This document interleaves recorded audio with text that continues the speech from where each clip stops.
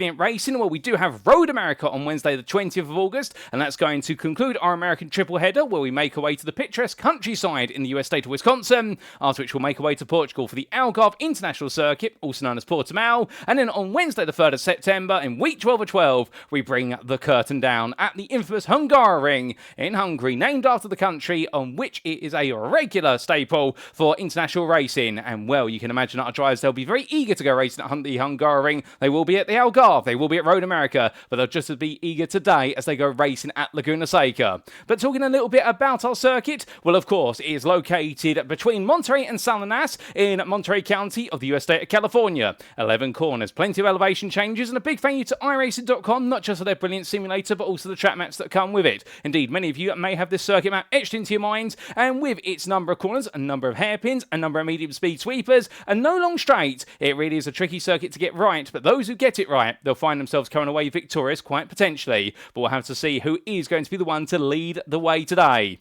As we give you a quick reminder of the rules before we do go racing, setup-wise, this is an open setup series where drivers bring in their selected setups to each and every week of racing. The grid shall be set via a closed qualifying session, which is just about to close, with the race commencing via a standing start, as it's a tradition of the iRacing Porsche Cup. Drivers shall receive a drive-through penalty if they accumulate 17 more instant points for contacts and off-tracks, and they shall be disqualified if they go up to 25 instant points. We haven't seen the disqualification so far this season, and long may that continue, but enough rules, regulation, everything in between. We're all here for the racing, so let's head back to circuit side, and what our drivers right now cooling themselves down here, and as they come to the close, well, we've only got 3 minutes or so left in this qualifying session, and only one driver yet to put a bad lap on the board in terms of competing in this qualifying session, and that is none other than Eden Paul, as he roars his way around. Now, as he does so, heading all the way through and looking to try and get himself absolutely glued in with regards to the details of the lap around here, where you can see the lap times there, and the fastest lap being set by newcomer to this top split broadcast, and that is Gun Tastellan, who currently the pole sitter on a 1 minute 23.295, almost 2/10 faster than anybody else out there, with the second fastest driver being Tobias Olsen. However, you've got some regulars in there, starting third and fourth provisionally. We're going to have the good old friends and rivals of Corey Lazarus and Philip Hammer, and Christian Carlson may be fifth just behind. But what can Paul here do as he comes to the line? This will be his second and final flying lap. He's going to be our last qualifier. It's a 24.032. He does improve, but doesn't move up from 9th place. So solid effort there from our number 5 driver. But as he brings things to a pause on circuit, that brings our qualifying session to a close, ladies and gentlemen, because the rest of our drivers who have not been any lap times, well, it is, I believe, two different stories, whereby Kevin Cruchet and also Hussein Ketman, they've both not put a bad lap in, despite taking 2 laps out there. Meanwhile, Jonat Pereiro, Brandon Porter and Christian Savard, they've all not gone out onto circuit to do qualifying laps, and I wouldn't be surprised if they're perhaps banking on a bit of opening lap drama. But it does mean that your fastest driver there will be none other than Gunnar Tesselden, and well, we look forward to seeing what he can do from that front row of the grid, having put himself on pole by almost 2 attempts.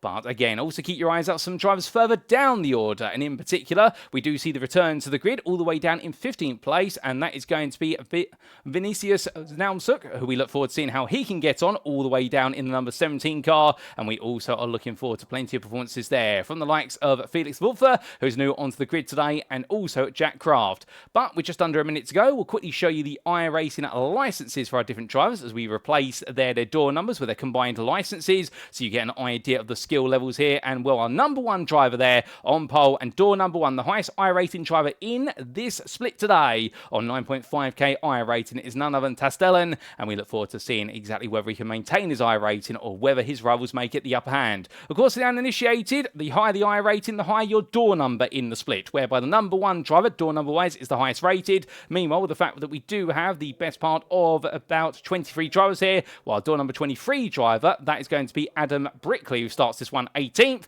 He is your lowest rated driver and the one who can gain the most on I rating. But that's the story of I rating and everything in between, and without further ado, ladies and gentlemen, qualifying is complete. Let's make our way to the grid then and see how they all formally line up for our occasion here at the WeatherTech Raceway at Laguna Seca for week number 9 of the 2025 Season 3 Top Split campaign here in the iRacing Porsche Cup by CONSPIT. So as our drivers transition to the grid, this is how they line up then. It is going to be newcomer Gunnar Tastelen, who lines up on pole. The Turkish driver will be joined on the front row of the grid by none other than Tobias Olsson, with the smiling Swede there, second place, Ice Cold Racing Powered. We then do have Corey Lazarus starting third. The privateer once again putting himself comfortably on the podium, and he has proven to be a very quick driver in his heyday and continues to do so. He's in the company there of Philip Hammer, who starts fourth for Pole Promotion Esports. Behind them, it's going to be Christian Carlson, and then other than Saint Emir, and then behind the totally safe drivers, we have Ice Cold Racing's none other there than Oscar Bernsen, who starts in 7th.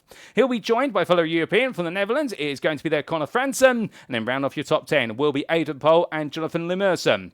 In 11th, behind them, as we come on to the next set of rows, in the 6th row of the grid, we do have Carl McGuinness ahead of Ethan Lovejoy, and from the Welshman to the Briton, it is going to be Jack Craft. On 14th, we're going to have Miguel Sierra from the United States of America, home circuit for him today, ahead of Vinicius Naumsk, who will be starting in 15th, the Brazilian driver, ahead of Alfredo Di Regibus, and then we have Felix Wolfer, and none other than Adam Brickley making up row number 9. Completing your top 10 rows and your top 20 with it, Kevin Khrushchev and Hussein Ketman. And then on the final 2 rows of the grid, started 21st, it'll be Johan Pereiro ahead of Brandon Porter. And last but not least, in 23rd place from Canada, we will have Christian Zavard, who starts in the number 22 there, having no valid lap on the board. And then he's got all the hard work to do from the very back of the field. But everyone's absolutely set. And as everyone gets themselves ready to go, well, we're not too far away from green flag racing. Indeed, only about 20 seconds. Your I rating for this top split as of tonight is 3,930. Not the highest we've seen, but not the lowest. So it'll be a competitive one, but all drives on the grid. The lights going on, ladies and gentlemen. And it's 1, it's 2, it's 3, it's 4, it's 5 red lights. And it's lights out, and away we go here at Laguna Seca as Gunnar Tastelen gets a good start. He roars his way away. Tobias Olsson, meanwhile, having to go defensive there versus Corey Lazarus. Philip Hammer looking around the outside as Christian Carlson immediately going on the offensive here, trying to get a one-up on the German driver. They all run a little bit deep, then going for the Andretti hairpin. And as they emerge, will we see any changes? Well, we do see there Jonathan Lemerson upper place as Connor Fransen drops down 2. And all the field scrambling here into turn number 3. And this is where they'll start to lose momentum as they roar the way through the right-hander. But side by side there goes Jack Craft versus Di Regibus, and as Di Regibus makes his way around the outside, there's a bit of a rub there, and that's going to cause him to be ejected slightly wide, but not without Miguel Sierra taking the place. But as everyone scrambles now in towards turn number 5, well, onto the hard anchors they go. Remember, no ABS on these cars, nor traction control. It's all done and powered by the driver. When up the hill, you can see a bit of a scramble there, as that was almost coming to blows there between Kevin Khrushchev and Hussein Ketman. But in the end, Ketman backs off, and Khrushchev tucks in behind Naumsk in return. But up the hill, Jack Craft now, he settles down here for a brief moment, but Ethan Lovejoy, his rival, which of the two here is going to come up the upper hand. Well, that is going to be, I believe, Craft going up the inside, and well, in the end, in fact, it's Ethan Lovejoy takes the place as Felix Wolfer has had a moment. Oh no, that's gone very wrong, and sideways there just in front. Wolfer just dodges the wayward car of Christian Savard, so Savard goes sideways in the end. Vinicius Naumsk as well gets it wrong, and they all seem to get it wrong towards the back of the field. Meanwhile, at the front of the field, one driver is so getting it right.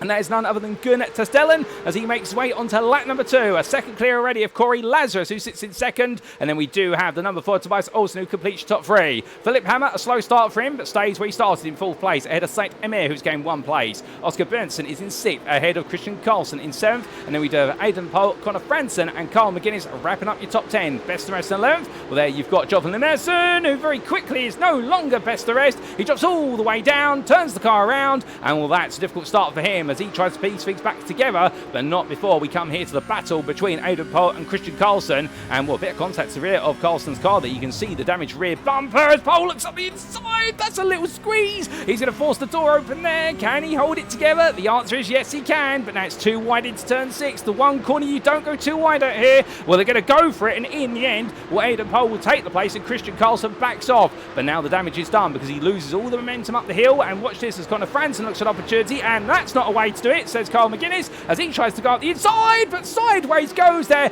Connor Fransen in the end gets collected, and the whole field spreads its way around. And in the end, Connor Fransen rejoins, but drops to 11th place, head of Di Regibus, Ethan Lovejoy, and also Christian Carlson as they all queue back up together. So I think there a little bit of red mist going to there to Connor Fransen, trying to make an absolute death dive up into the corkscrew, and it didn't quite work out for him. But thankfully, it almost came to tears, but it didn't quite for all the drivers involved and around him. So this is going to be a calmer into lap number number 3, presumably, albeit they come to the end of lap number 2. Let me correct myself there, and going on to lap number 3, well, now our drivers will definitely see if they can calm things down for a brief moment. Although in the Porsche Cup, there's one thing that's for certain: these flat 6 machines with their screaming 9,000 RPM at red lines, they're not going to calm down if they can help it for too long.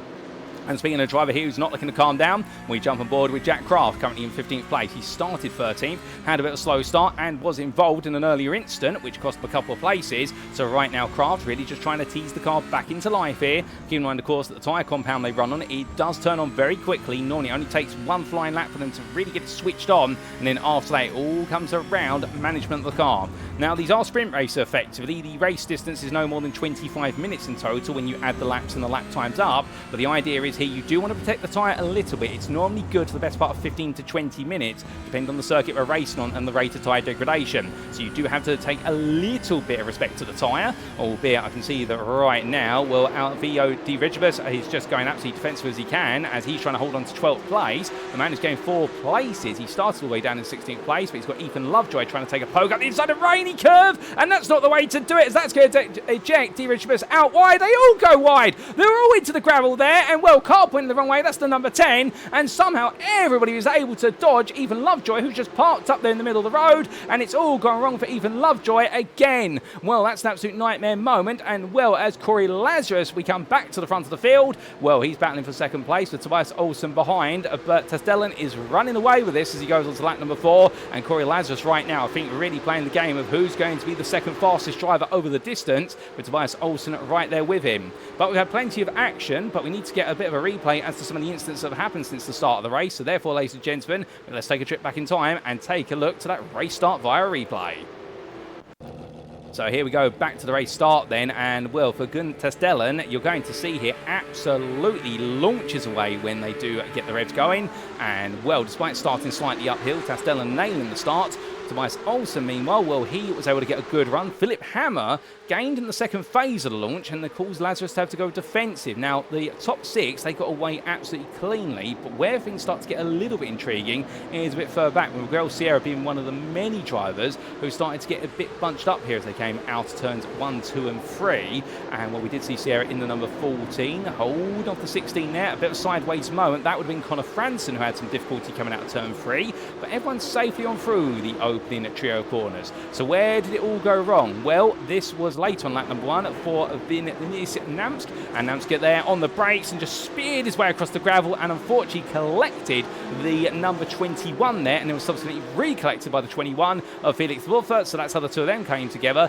Christian Savard, meanwhile, well, how did it go wrong for him? Well, we've seen the incident in front, the Canadian driver will have, but as he made his way down the hill on that outside line, went out wide, too wide, picked up a bit of grass on the rear left tyre, and that sent the car all the way round. Lap number 2, this happened for Jonathan Lemerson down into the Andretti hairpin, and that was a tap there from Sierra on entry. Was there a further tap on exit? And the answer was yes, it was based on that camera angle, although it's not the clearest of ones, and that sent Lemerson all the way round. Kevin Khrushchev, meanwhile, he had this happen to him heading up towards turn number 6 on lap number 2, and well, he was at the time running just towards the back end of the top 10 and just bounced his way off the apex curve there at turn number 6, and well, the rest was history. As for Connor Franson, meanwhile, well, this was the drama that Franson experienced in the Red Bull livery machine, and well, battling there with Carl McGuinness, and well, Franson looked up the inside of the number 8, went all in there, but in the end made a mistake, and with it, Christian Carlson also went sideways as well, and the two of them rejoined after all the chaos and madness. And then this was what happened towards the end of lap number 3 for Ethan Lovejoy. This was the attempted move on the number 19 of Alfio Di Regibus, made contact with Di Regibus, and then everyone had to fan their way left, right and centre as Ethan Lovejoy trying to get the car to stop. And when then got it stopped, but right in the middle of the road, and that was not easy for anybody to dodge. But let's come back to live racing, and as we do, well, there's still plenty more action to come, and we haven't missed too much since we've been away with replays, albeit it has been a bit of a moment for Jack Craft on lap number 4. We'll try and get a replay of that when we can in the next batch, but the battle between Testelen, Lazarus and Olsen has fanned out a little bit, so the top 3 now seem to be safe with each other, at least for the time being. But Aidan Pohl here, he's quite close to the back of Oscar Bernsen as they make the way around turn number 4. Now, is this a sign of a battle building? It may be. Further back, as our cameraman pivots around, we do have there Miguel Sierra battling with Adam Brickley. And Brickley right now, for what was a lightning start, he's already up 8 places. He started 18th, keep in mind, did Brickley, and now he's up into 10th. Well, he does have Miguel Sierra there behind, and these two drivers have both had lightning quick starts in their respective fashions, albeit Brickley here now is going to go on a bit of defence, but Sierra up the inside, tucks in just in time. And I get the feeling that Adam Brickley there was looking for what was the cutback run. He's got it, but the problem is he's not close enough to really go for it, coming over the rise, up the Rahul Straight and in towards Corkscrew. And that does mean that Brickley has tucked in. But I wouldn't be surprised if Adam here is perhaps playing the game, which is, you know what, I'm the lowest rated driver in this lobby. I don't need to really win the race. I just need to finish in the top half, and I'm going to gain a lot of iRacing. This will be great experience for the number 23 driver, and he'll be very happy with that. However, one driver won't be happy with his position. This will be Aidan Pohl battling with Oscar Bernsen. Bernsen's going to be happy because he's been looking around the outside at the final hairpin. We come back to the fight for 6th place. Here they come down towards Andretti. Onto the brakes they go. Pohl, they're very tight to the inside. Bernsen, meanwhile, looking for the switchback run. He can't quite find it as we jump back aboard with the number 7 driver. And, well, poetically, the number 7 in 7th place. But he wants to try and break that and move into 6th place if he can. However, the problem is right now, as we ride on board with him, he can't seem to find a way through, at least for the moment. And Bernsen here runs a little bit wide. That dirty edge just upsetting the front end of the car. A bit of understeer creeping in there when normally these cars are more prone to oversteer, but still it is an element. We're battling with that dirty air right now. He has to stay behind. But such is the life of racing at Laguna Seca. And as we said earlier on in the broadcast, overtaking here is very tricky. You've really got to have a pace advantage, and you've got to be brave as well. You can't just simply have a pace advantage here, because if a driver puts the car in the middle of the road, they pretty much shut down most overtaking opportunities unless you force the issue. But speaking of forcing the issue, we have had a change for 2nd place. Tobias Olsen is now up a position versus Corey Lazarus. Now, how has that happened? We're not sure at the moment, but we are seeing the consequences of it. And it is that these two are now fighting each other again, and Philip Hammer is getting closer and closer. He's now only a whole second off. But look at this. This is a good run out the final quarter from Lazarus. Immediately, Olsen goes defensive to the wall there as they come over the crest and down towards turn 2. Too wide they go there into the braking zone, and Lazarus right now, what's he going to do? He's going to go for the switchback here. However, Olsen sees it coming, but he doesn't get the car stopped in time. Lazarus is there on exit. They'll be too wide, but now into a right-hander. A very tricky right-hander to overtake around the outside. Lazarus is going to go for it, however. This is bold stuff from Lazarus. Philip Hammer, meanwhile, watches and thinks, excellent, guys. Thank you for bringing me into the fight. And now Philip Hammer's going to try and get involved here and make it a three-way fight for the run-up spot. Well, here they come up towards turn number 5, and you can see there both Olsen and Lazarus, it's almost as if they've seen Philip Hammer in their rear view mirrors and both said to each other via Morse code of some description, okay, well, Philip's here now, let's not fight each other, because otherwise we're going to be dealing with the man who normally comes on very strong as the races go on, albeit he won't be going on strong if he makes a mistake like that. And Philip Hammer runs out wide, and that's going to enable Said Emir to go up his inside. And, well, Hammer, for all the speed he gained, suddenly loses all the places and moves down to 5th place, as Emir now up into 4th, and another place gained, having started in 6th place. Good on the man in the number 6. But down the crest he comes then, in towards the left-hander and out of Rainy Curve. Well, now he's going to have Philip Hammer started to breathe down his neck, as Aidan Pohl, meanwhile, in 6th place, seems to have broken away from Oscar Bernsen. Further back, we do look to Connor Franson versus Carl McGuinness, and, well, it is Franson all over the back of the man who overtook him earlier on after the craziness at the Corkscrew. Under braking here, however, and right now, Franson's so close he could reach out and touch the rear wing of his rival as they head towards the halfway point of this race. They're fighting over 8th place here as they power their way along the start-finish straight. But what can Franson do here? We've seen a lot of drivers on the attack trying to go around the outside into turn number 2. However, it hasn't normally worked out unless your name is Corey Lazarus and he's almost made it work. However, nobody's been able to make it fully work, but that is very bold there, too wide into the corner. And as they come on out, well, there's door rubbing aplenty here. Neither driver wants to give in, and I think Carl McGuinness there saying back to Franson, look, you're going to get as good as you can give if you're going to elbow me coming out of Andretti. This is great racing between the two of them. We don't want to see it escalate any more than that, because otherwise it will go from rubbing to definitely rudimentary racing. And right now, Connor Franson, I think we're thinking, okay, Carl McGuinness is going to put his proverbial boxing gloves on if I try that again. I've got to be a little bit more tactical with it, but for how long? As we jump aboard the bumper camera here of the number 9, well, number 13 definitely start trying to stay fixed in position as they head up the hill, and Franson having a bit of a nightmare moment coming out of turn number 6. Well, that's not going to help him as he comes over the crest and in fact falls backwards slightly into the corkscrew. However, it gives him better room to sight up his braking marker for the corkscrew and also his approach to the apex as he descends down the 18-metre drop, so he won't be complaining too much about that. It can enable him to rubber band his way back to his rival as quickly as possible. But through turn number 10, and that's a very poor run there from McGuinness. You could see the body language of the car completely off the optimum line there, coming for the right-hander, and will runs very deep as a result. McGuinness is not happy these final two corners, and here comes an opportunity there. Franson close again, switches to the inside, looks on the outside to the inside, but McGuinness goes to cover him off, and now McGuinness is pinned to the inside, coming over the crest, down for the kink of 1, in towards 2, and onto the brakes they go, then looking around the outside with Miguel Sierra only 1.2 seconds behind. It's a switchback this time, and this time Franson gets there midway through the Andretti hairpin, and well, he did have to dive on the inside then to the second apex. I think Carl McGuinness realising that he would have lost the place after he ran a bit deep at the hairpin. So Conor Franson makes it through into 8th place. Good move there, and now upwards he goes with an 8-second gap to Oscar Bernson up in 7th. But from them, we come back to the fight for 4th, or should we say come back up to the fight for 4th in the running order, as right now Sack Emir, he may have picked up that 4th place when Philip Hammer ran wide out of turn number 6, only a couple of laps to go. But now the problem's going to be for Emir in the fact that he's losing time to the leaders. I don't think he's got the pace to match the top 3, but now he's got to try and keep behind him a driver who is no slouch in the Porsche Cup car, Philip Hammer. And to put it in perspective, over the course of this season, we have seen Hammer take several victories in the Top Split broadcast, and his most recent victory coming in week number 7, when he did battle between himself and Gareth Higgins at Circuit Zandvoort. Last time out, well, it didn't quite work out for him at Watkins Glen after a major mistake into turn 1 on lap number 2 cost him. Well, it did mean that Corey Lazarus was able to take the place off of him, but still we do know that Hammer is always a very, very versatile driver. But through the Andretti hairpin they come, and it looks like Emir right now at least is holding his ground just about. But from them, coming back to Carl McGuinness, well, I'm not quite sure what's happened to him since we last left him alone, other than the fact he's now got Miguel C. Sierra all over the back of him, and the American driver here switching from one side to the other coming out of Andretti, however not quite able to get fully alongside. So I think he's going to try and do what Conor Franson did.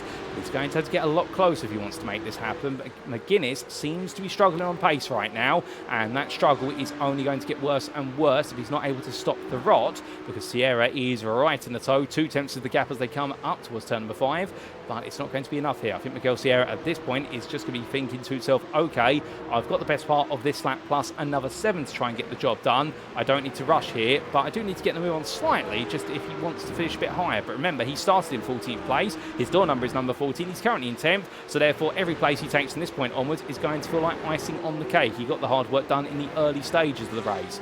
But speaking of hard work, it's going to be hard work for some drivers out there, because we have had some major incidents since we last cut back to some of our replay footage. And well, just before we come to that, we've had a slowdown there for Hussein Ketman. I believe he ran wide out of turn number 6, the number 15 driver yielding 13th place to Jonathan Lemerson. And well, we do have a major incident which did occur for Felix Wulfel. And what exactly happened to the number 21 driver? Well, here we take a replay.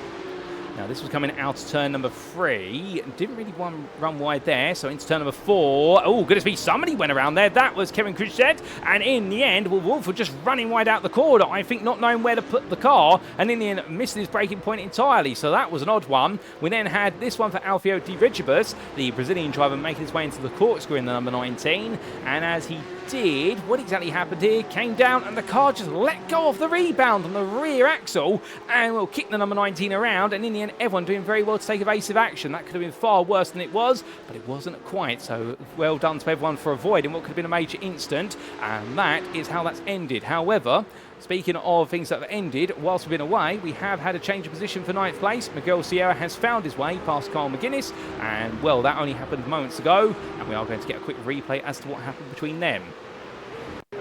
Now, this was coming out of the final corner to go from lap 11 to lap 12. The run was on there for Miguel Sierra. Up the inside he went, and McGuinness there wasn't going to fight it too hard. I think he'd already recognised the fact he'd lost the right to defend the inside by the time they'd made the way to the timing line, and Sierra up the inside almost overcooked it, interestingly. A lot of drivers are struggling with that inside line coming in towards Andretti hairpin. They just don't seem to be braking about the 20 metres earlier that you need to on that tighter line, and Sierra almost losing the place that he's been chasing for so long.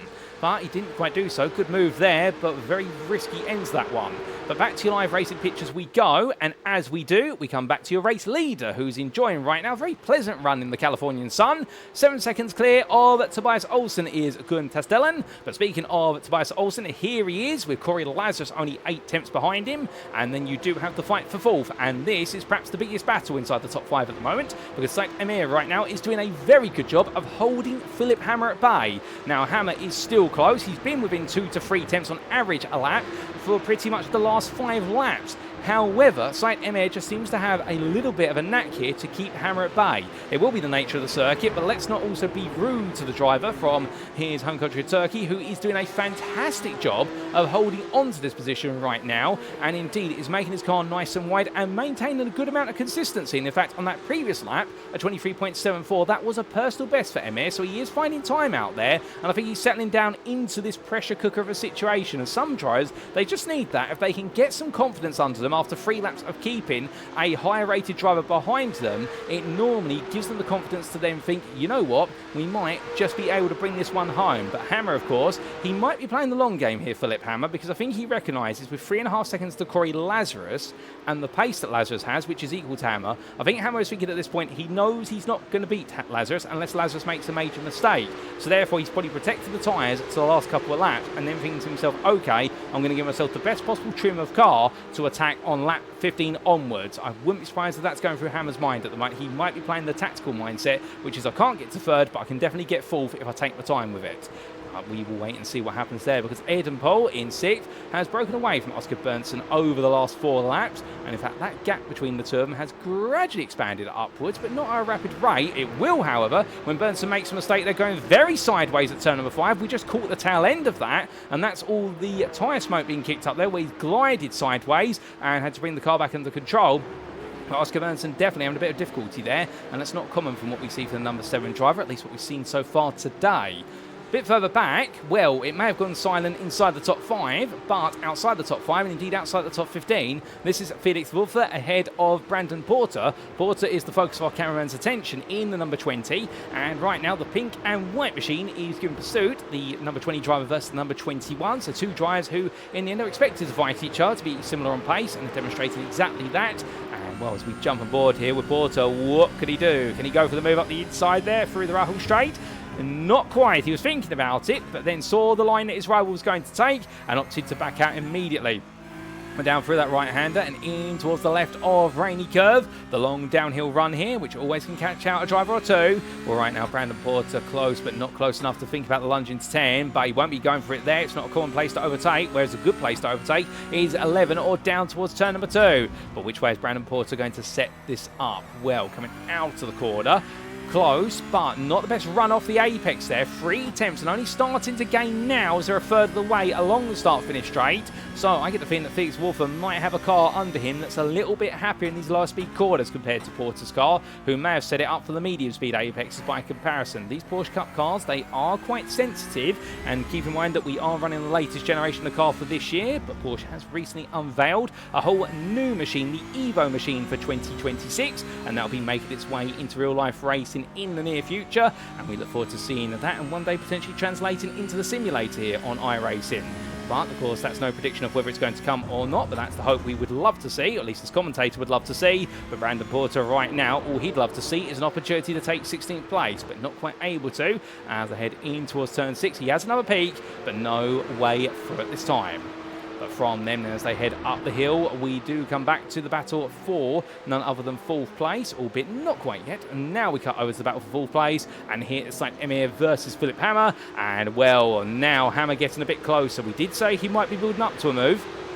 And now Hammer starting to really get on the rear end of Emir, coming through the corners where he's been backing off previously, as they make the way through the right-hander. And Emir right now, well, only 2 attempts as they exit out, and Hammer is really building this up here. Indeed, he does seem to be stringing it along, but he wants to make sure this move only needs to be made once. And to give credit where it's due, as we've said time and time again, it's not because Hammer's backing off here intentionally. He hasn't got the pace to beat Saint Emir in these short runs to the corners, and that goes to show you that our man running in full himself of Emir is no slouch out there. He's delivering a great job as well.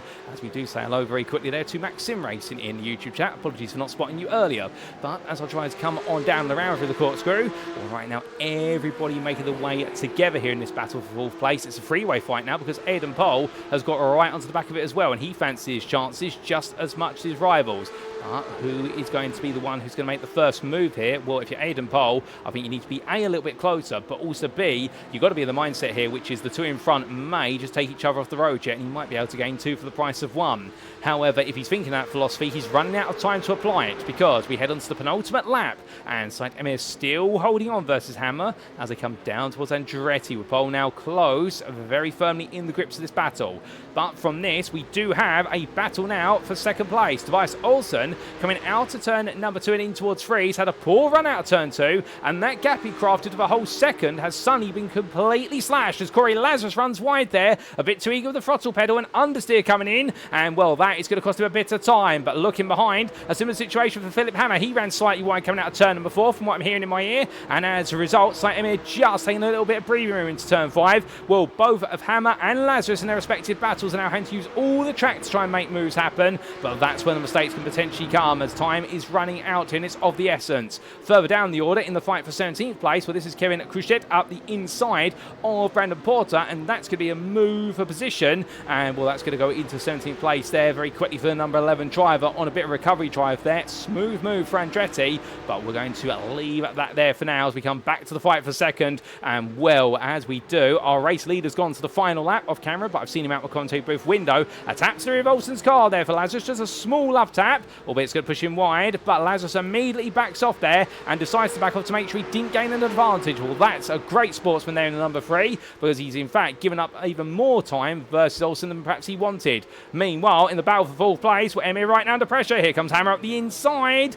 He's not close enough, however, but he calls Emir to go deep. He feints Emir into a mistake, but Hammer makes one of his own. He locks up, and Aidan Pole sneaks up the inside, and Philip Hammer is just not having a happy day at Laguna Seca. Nothing is clicking together when he's under pressure, and for Hammer, that's a fall to 6th place, and not a happy one, as Emir and Pole now will try to run away, and the battle for 4th might be between them for the remainder of the day. But whilst they get closer and closer in the vice-like battle of that 4th place position, and further back, we do have now Kevin Kuruchet up into 16th place ahead of Brandon Porter and Vincinius Naumsk, who has in fact been involved in a bit of an incident. However, we're not going to be able to get you a replay of that given the amount of time we've got remaining in this race, and I say that truthfully because as these drivers make their way down to the braking zone in towards Andretti, meanwhile this man makes about the last couple of quarters. He comes towards turn number 11 for the final time, and give a round of applause, ladies and gentlemen. He's been absolutely unstoppable from pole position. He's run away with this one, and for Gunn Tastellan, he takes victory here in week number 9 of the 2025 Season 3 campaign at Laguna Seca. A phenomenal drive there, and takes victory by 10.5 seconds.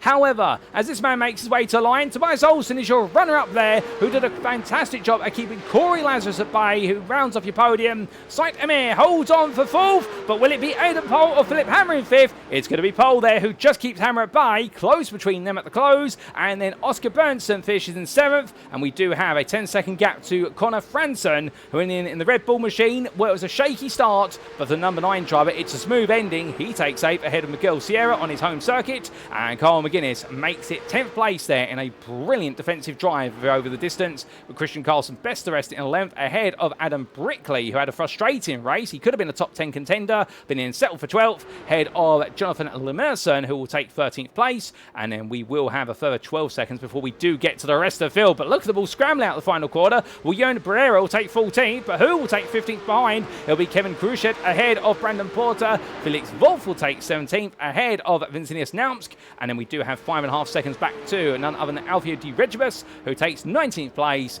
and then we have a further 12 seconds before we do get to Hussein Ketman, who today won a bruised and battered number 15. That pretty much summarises his day here at Laguna Seca. It has not been a positive one, but he will take 20th just ahead of Christian Savard, and then Jack Craft will be your last finisher of this race, with Ethan Lovejoy being your sole retiree.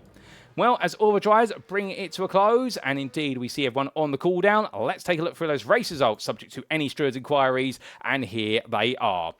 So after a fantastic 18 laps of racing in the 2025 Season 3 Week 9 Top split session for the iRacing Porsche Cup by CONSPIT. And well, we got to see Gun Tastelen take an absolutely emphatic win there, a monster drive, and taking victory by 10.5 seconds to privateer over ice cold racing powered by Maxim Racing's Tobias Olsen, who finished as runner-up. Olsen did not have it easy, but in the end, with Corey Lazarus pushing so hard, well, Lazarus was pushed into a mistake, and the privateer having to settle from third, but still an absolutely brilliant effort, and it's great to see him back on the podium. Saint Emir holding on to a brilliant fourth place for totally safe drivers, and he kept it nice and safe despite the intentions of both Eden Pole and Philip Hammer, who finished behind him 5th and 6th. From the pole promotion esports driver, it was then 4 seconds back to Oscar Berntzen for ice cold racing powered by Maxim Racing, and then we did see the privateer trio of Connor Franson, Miguel Sierra and Carl McGuinness round off your top 10. Best of the rest in 11th was Christian Carlson, a solid drive there for the Norwegian driver, albeit not the best of starts. However, it's about how you finish, and he finished on a high note, having started all the way up in 5th place. Well, definitely it went away from him today, but still finished inside the top half of the field. Adam Brickley took 12, and keep in mind that Brickley did start in 18th place, 12th place there, and at one point contesting 10th place. Well, a solid effort there from the number 23 driver. Jonathan Lemerson was 13th for ice cold racing powered by Maxim Racing, and well, he had to hold off the intentions of a good number of drivers, but he left them all for dust in the end, and the first one of those being Johan Barrero, with the Argentinian holding on to 14th. It was then pretty much a dead heat between the quartet of Kevin Kruschet for Tora Team ahead of Brandon Porter, with Felix Wolf and Vincilius Naumsk rounding off your top 18. A further 6 seconds back, Alfio Di Rigibus was 19th, and in completing your top 20, it was none other than Hussein Ketman. Behind them, well, outside the top 20, we did see there in 21st place Christian Savard ahead of Jack Craft, and in your sole retiree from the race, still with the best part of 13 laps to go, Ethan Lovejoy, and no joy today for the Welshman here at Laguna Seca. So 23 starters, 22 finishers, all of which on the lead lap, and in the end, your top 3 being none other than Gun Tastelen, ahead of Tobias Olsen and Corey Lazarus in a brilliant race to take us through the second week in our American triple header. But as the circuit falls silent, ladies and gentlemen, that's all we've got time for racing wise today. But before we do wrap up, of course, a word from our title sponsor for the iRacing Porsche Cup, and that is CONSPIT. Let's tell you a little bit more about the sim racing hardware provider. If you are looking to take your sim racing to the next level, then why not consider CONSPIT? As the pro driver's choice of sim racing hardware, CONSPIT offers one of the most comprehensive lines of hardware products to sim racers around the world. Whether you're in the market for wheelbases, steering wheels, pedals, peripherals, or rigs, CONSPIT's extensive experience in the motorsport industry means every one of their products is fine-tuned for success at the highest level. But do not just take our word for it. We're brand ambassadors including 2022 Grand Prix Macau GT Cup champion Luo Kaliu, 2022 Porsche Carrera Cup Asia champion Liu Ye, 2022 Chinese Touring Car Championship champion Rodolfo Avila, and 2023 GT World Challenge Asia GT3 AM Cup champions Climax Racing. You shall be in pole position for victory when you invest in CONSPIT's hardware. If you'd like to know more, be sure to head to conspit.com today. Well, ladies and gentlemen, with that, it is now time for us to look ahead, and in a week's time, week 10, well, we have got the conclusion of our American triple header, and it is going to be in the picturesque countryside of Wisconsin that we see our drivers charge around the full course of Road America. But who will be the one to get the power down and get it absolutely right? Tune in a week's time on Wednesday, the 20th of August of 2025 to find out how the story continues. But until then, we have been the iRacing Porsche Cup by CONSPIT. I've been your host and commentator, Paul TX141 Walsh, also known as Britney Spit, depending on what media you follow me on. And until next time, remember to stay safe, stay well, stay smiling, and most importantly, like our drivers, ladies and gentlemen, remember to stay on track. Good night.